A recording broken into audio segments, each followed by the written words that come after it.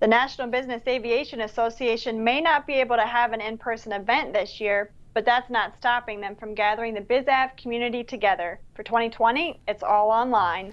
That's right. The Nbaa Virtual Business Aviation Convention and Exposition, or Vbace, happening this week. Just like they would at an in-person event, makers are rolling out the latest and greatest from their product lines. At Textron, the introduction of the Beechcraft King Air 260 is the latest model in the 200 series line. King Air 260s will come with 3 major cockpit changes as standard equipment. One is the addition of auto throttle.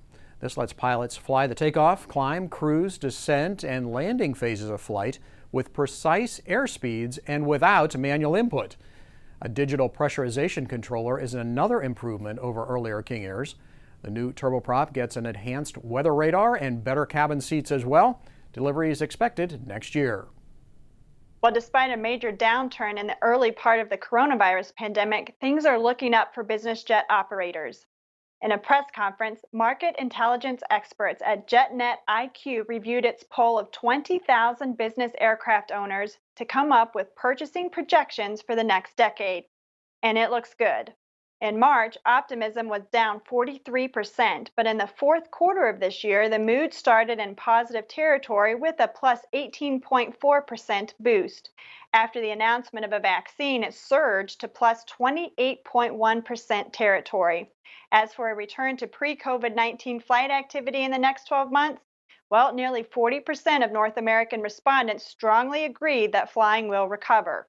Most people thought virtual meetings are overall a good thing, but purchasing and deliveries are still looking up.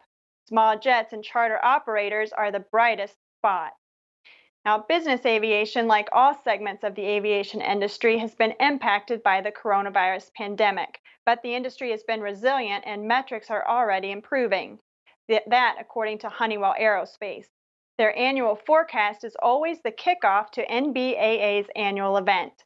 The company notes that business aviation is down less than air transport and that all segments are on an upward trend.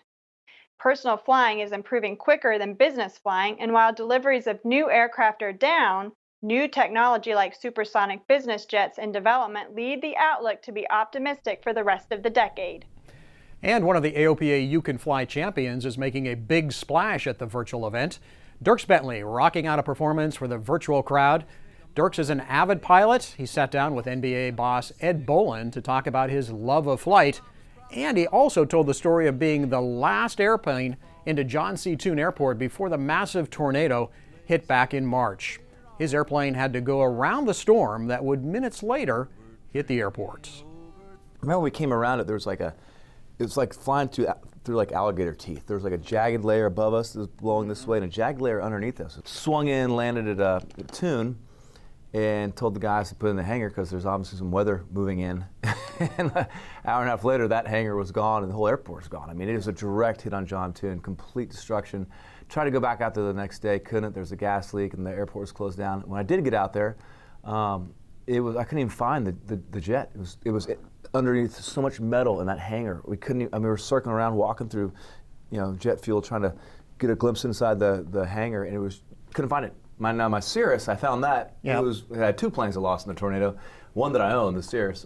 It had been thrown about 300 yards. You can hear more from Dierks and his fellow You Can Fly champion Michael Goulian in a Pilot Lounge episode on our YouTube channel.